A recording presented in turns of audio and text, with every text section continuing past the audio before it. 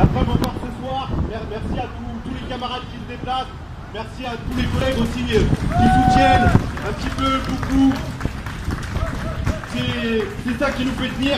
On sait que grâce au soutien qu'on voit, on pourra encore tenir plus longtemps s'il le faut, même si il faut au bout d'un moment que la direction se rapproche, ouvre un dialogue social concret et sans essayer de nous mettre des magouilles derrière ou je te prends dans la poche pour te leur donner. Ça, ce genre de négociation, c'est sûr qu'on n'en veut pas. On n'en veut plus en tout cas. Et c'est pour ça qu'on reste ici 50 jours, voire plus s'il le faut. On va rappeler un petit peu notre combat, sur quoi il se base.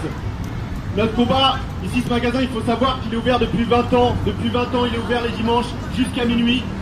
Je conçois que ça ne soit pas un rythme de travail idéal, surtout quand on a de la famille, surtout pour la santé.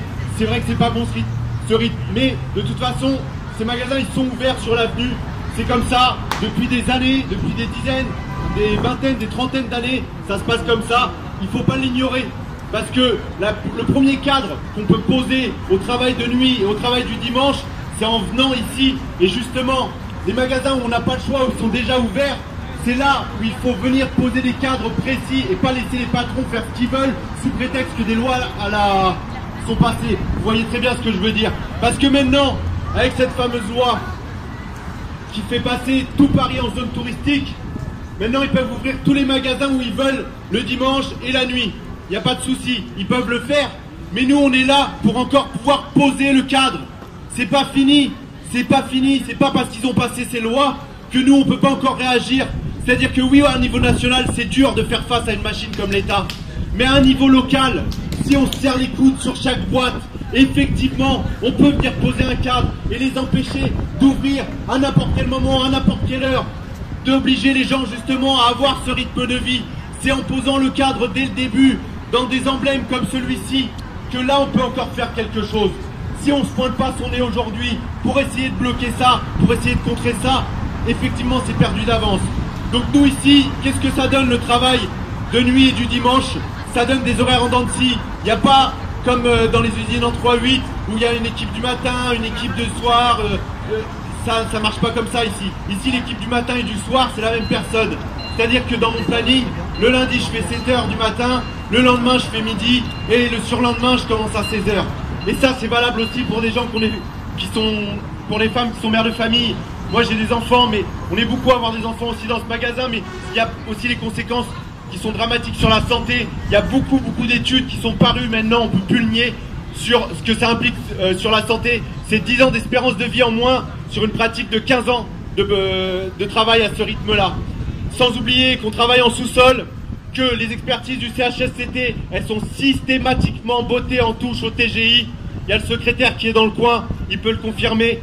Systématiquement, c'est le TGI pour n'importe quelle expertise qui est demandée par le CHSCT. Même des expertises qui passent dans d'autres magasins Fnac et sur Paris, hein, c'est la même entité juridique. Là-bas, elles ne sont pas bottées en touche. Il n'y a que ici que ça se passe comme ça. Donc s'il y a vraiment un cadre à planter, c'est ici qu'il faut venir le planter pour éviter que ça se répande sur toutes les Fnac, sur tous les commerces. Mais oui, il faut le planter sur chaque commerce. Parce que sinon, effectivement, on les laisse gagner avec leur loi. On se dit que leur loi elle est passée et que c'est trop tard et qu'on peut rien faire. Mais non, c'est maintenant que ça se passe. On lâche rien. Oui, bravo. On lâche rien. Faustine, si elle est dans le coin, ça serait bien qu'elle vienne rajouter une petite couche parce que je sais que c'est une spécialiste sur le sujet qui est très important. Faustine, Si, il faut que tu viennes remettre une couche parce que ici, on a des gros problèmes sur le paiement des arrêts maladie et surtout des arrêts maternité. Et ça c'est dramatique. Quand on paye pas une femme enceinte, quand on paye pas une femme qui vient d'accoucher, on lui donne des moitiés de salaire pendant plusieurs mois. Enfin bon, je laisse Faustine compléter.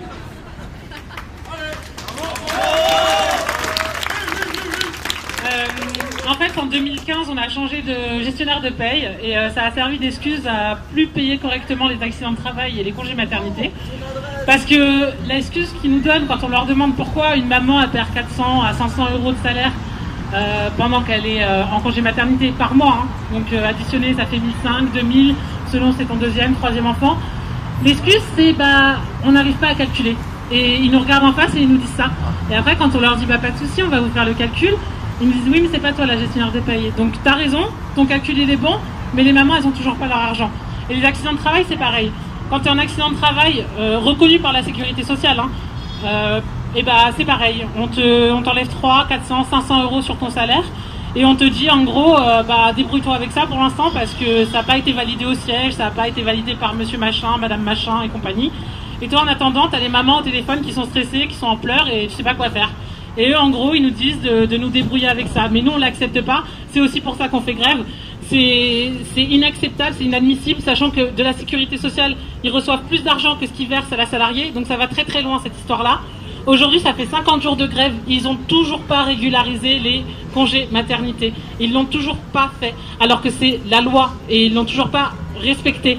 Donc moi, c'est mon cheval de bataille premier, parce que ça me met hors de moi, parce que c'est moi qui ai les mamans au téléphone. Et rien que pour ça, merci d'être tous là, parce que c'est un soutien pour toutes, et c'est le droit des femmes, le droit des mamans, et c'est hyper important, donc merci à vous, bravo. Bah, est-ce qu'il y a des camarades qui avaient un mot à dire encore sur le combat? J'invite s'il y en a d'autres qui veulent parler, ils sont les bienvenus. Farid. Tout d'abord, merci à tous d'être venus ici pour nous soutenir. Spécial dédicace aux postiers et postières. Et à là-bas, qui sont encore en venir. Ils sont à leur 79e jour, c'est ça, hein? Je sais pas si sont là. Bon, on vous soutient encore, on est avec vous, on soit en grève nous aussi. Et voilà, c'est tout ce que j'avais à dire. Bon, je rajoute des petits détails. Donc, nous, nos revendications, c'était déjà d'avoir une prime correcte par rapport justement à la pénibilité qu'engendre ce magasin. Et surtout, il faut qu'on trouve un compromis aussi sur les repos compensateurs, parce que justement, si on parle de rythmes qui sont brisés, de rythmes familiaux, sociaux aussi qui sont brisés, ça passe aussi par du repos, par des gens justement, s'ils veulent voir leur famille, ça passe par des jours de repos, ça passe par des aménagements de planning aussi. Il faut plus les laisser faire n'importe quoi avec les plannings. Effectivement, on sait qu'il y a 15 jours minimum pour avoir son planning. Seulement, si vous allez voir en caisse ici, il y a 50% d'intérimaires. Et ça, c'est au minimum. Si vous venez en période de fin décembre, c'est encore plus. Et les intérimaires, on leur donne leur planning au jour le jour, avec les plannings d'Annecy qu'on vous a donné tout à l'heure. Et eux, bon, ils se contentent de ce qu'ils ont parce qu'ils sont intérimaires. S'ils disent non, le lendemain, ils sont pas planifiés. Donc c'est des emplois précaires qui sont encore plus précarisés par ce type de fonctionnement. C'est là où on peut plus laisser passer ça. C'est là où il faut rentrer vraiment dans le cadre et qu'on peut pas se contenter d'accord, excusez-moi, bidon, sur le travail du dimanche. Voilà, obliger une loi, enfin avoir une loi qui oblige à passer un accord, mais si cet accord dedans, il n'y a rien de concret dedans. Il y a quelques majots à droite à gauche, mais qu'en fait, ça laisse la porte ouverte à toutes les conneries. À quoi ça sert? C'est pour ça qu'on doit poser le cadre, c'est pour ça que nous on lâche pas ce combat. Il est essentiel, et il est essentiel que tous nos autres collègues et camarades qui sont dans le même type de cas de figure que nous, je parle surtout de ceux du commerce, parce que effectivement sur le commerce, c'est pas comme d'autres types de métiers où c'est vraiment d'utilité publique. Ils sont là pour du business là-haut. Même si partout, je sais très bien dans la fonction publique, là-haut ils sont toujours là pour du business, mais là encore plus qu'ailleurs, les mecs de toute façon, on est là pour du business. Donc s'ils sont là pour faire de l'argent, faut arrêter d'exploiter les gens n'importe comment, en les faisant travailler n'importe comment sans poser de cadre. C'est vraiment là qu'il faut réagir. Donc voilà, en tout cas je pense que tous les gens qui sont ici sont d'accord avec ce message. Il y a vraiment une lutte parallèle qui se continue, et ça c'est grâce aussi à la convergence des luttes qu'elle est possible, parce que malheureusement il y a certaines branches syndicales entre guillemets sur lesquelles on peut plus compter. Donc effectivement va falloir faire sans certaines négociations auxquelles on ne sera pas invité. C'est pas grave, on va les créer à notre niveau ces négociations. Il suffit de pas lâcher. Voilà. Merci pour tous. Merci à tous. Et bravo. Bravo. À ceux qui veulent précariser l'emploi, les salariés répondent Résistance! Ils répondent quoi? Résistance! Encore une fois, Résistance! à ceux qui veulent baisser nos salaires, les salariés répondent Résistance! Ils répondent quoi? Résistance! Encore une fois, Résistance! je n'entends pas. Résistance! Bouh. On va pas s'arrêter là. On va pas s'arrêter là. Moi, je vais aller faire un petit tour en bas. Moi, ça n'engage que moi.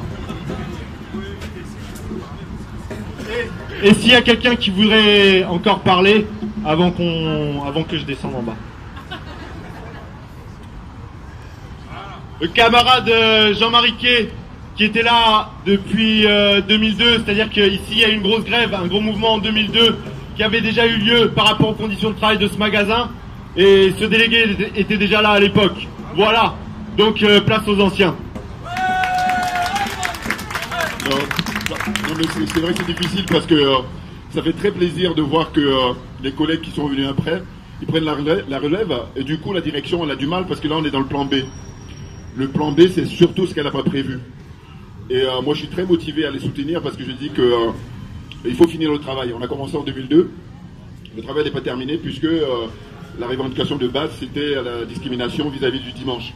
Et on s'est rendu compte aussi que la pénibilité était très forte. Et comme disait tout à l'heure Alex, quand on saisit, en fait, en diligente une expertise pour le travail à Champs-Élysées concernant la pénibilité, la direction... Elle ne cherche même pas à savoir quoi que ce soit, elle saisit tout de suite le tribunal pour essayer de nous barrer la route. Et comme il a dit très justement mon collègue, quand on va à Montparnasse ou on va dans les autres magasins, ils diligentent des expertises qui se passent très bien. Les experts rendent leurs études et tout, et puis après, sur ça, on travaille nous en tant qu'élus. Mais ici, la direction, elle fait constamment de l'entrave. C'est-à-dire qu'elle empêche les instances de fonctionner régulièrement. C'est difficile pour moi parce que si vous voulez, j'ai mis du temps à réfléchir est-ce que je prends la parole ou pas, mais parce que parler de soi-même c'est pas évident. Mais ce qu'il faut savoir c'est que je dis qu'à un moment donné il faut que les gens soient informés sur le fait que les droits des salariés à Champs-Élysées ne sont pas respectés à tous les niveaux. Moi qui vous parle, je suis obligé de saisir la Cour de cassation. Alors vous me direz pour quelle raison, mais parce que la direction empêche un élu de diffuser l'information auprès des salariés. Rien que ça. Rien que ça. Donc, j'ai été condamné à 150 €. Et comme je refute cette condamnation, j'ai saisi la Cour d'appel de Versailles. Et le juge de Versailles a confirmé la décision qui a été rendue par le TGI. Et donc, c'est la raison pour laquelle aujourd'hui, j'ai saisi la Cour de cassation. C'est unique. Alors moi, je demande à la direction, je lui dis, dans le commerce, en tout cas au niveau du groupe Fnac, dites-moi s'il y a un précédent. 150 € pour un smicard, c'est pas pareil que quelqu'un qui touche 4 000 ou 6 000 € par mois. Donc en gros, je peux faire trop long, mais c'est pour dire que les camarades, ils ont beaucoup de motivation et beaucoup de mérite, parce que ces derniers temps, il a fait hyper froid. Et quand on a commencé le 3 décembre, ça allait encore, mais je pense que pendant 3 semaines là, qui viennent de passer, c'était pas évident du tout, et donc il faut avoir un courage énorme pour résister, parce que voilà quoi, c'est quelque chose qui est gratifiant, mais au point de vue pécunier, c'est limite. Voilà. Donc c'est une expérience très intéressante, mais en tout cas merci beaucoup pour votre soutien, et si vous êtes là à nous soutenir, aujourd'hui on a l'heure d'internet, donc il y a les réseaux sociaux et tout ça, et il faut faire aussi des courriers à la direction pour dire que on peut pas être basé sur la plus belle avenue du monde et puis ne pas respecter les droits élémentaires des salariés, les droits élémentaires. Voilà, merci beaucoup pour les venu. Merci pour lui. Parce que c'est vrai qu'en termes de répression des élus du personnel et répression syndicale, mon camarade Jean-Marie, il a mangé. Il a mangé, et je sais que les postiers, ça vous connaissez bien. Mais voilà, c'est vrai que c'est un exemple type dans notre boîte d'acharnement sur un délégué du personnel. Voilà. Si personne a quelque chose à rajouter, si quelqu'un a une lutte en ce moment, qui veut passer un message, c'est aussi le moment. Donc venez, s'il y a des camarades qui sont en lutte ailleurs, c'est le moment aussi de passer un message. Voilà, on repasse juste un grand soutien à nos collègues les guichetiers de Clamart, du coup qui eux normalement sont dans un processus bien avancé de leur mouvement, mais et ben voilà, les voilà.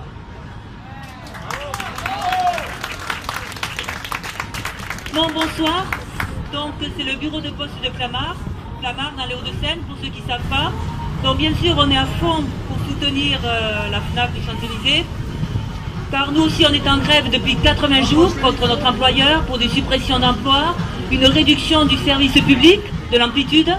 Au bout de 80 jours, effectivement, l'employeur a plié, on va dire au moins, sur la fermeture partielle du bureau, la réduction du service public. Donc c'est pour ça que je dis, la FNAC, faut continuer, et forcément vous aurez quelque chose. Il faut se battre, et c'est normal, qu'entre service public-privé, ça compte pas. Nous on se bat contre l'employeur, parce qu'on a des droits, une qualité de vie au travail, et un service qu'on doit rendre à nos clients, de toute façon, en tant qu'enseigne, qu'on représente. Et puis pour notre vie aussi, c'est un tout. Voilà. Alors lâchez rien, on est avec vous, on vous soutient.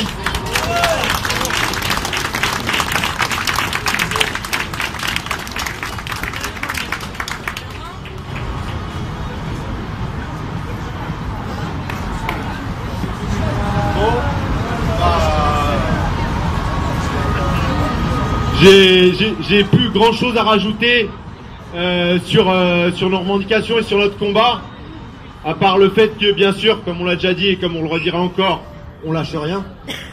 Mais comme je vous l'ai dit tout à l'heure, j'ai bien envie d'aller faire un petit tour en bas, j'ai comme une envie de chanter. Chacun fait ce qu'il veut.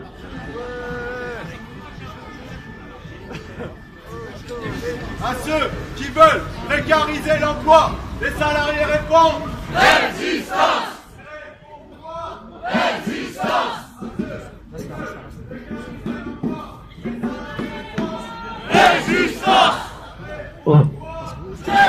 Résistance! Résistance!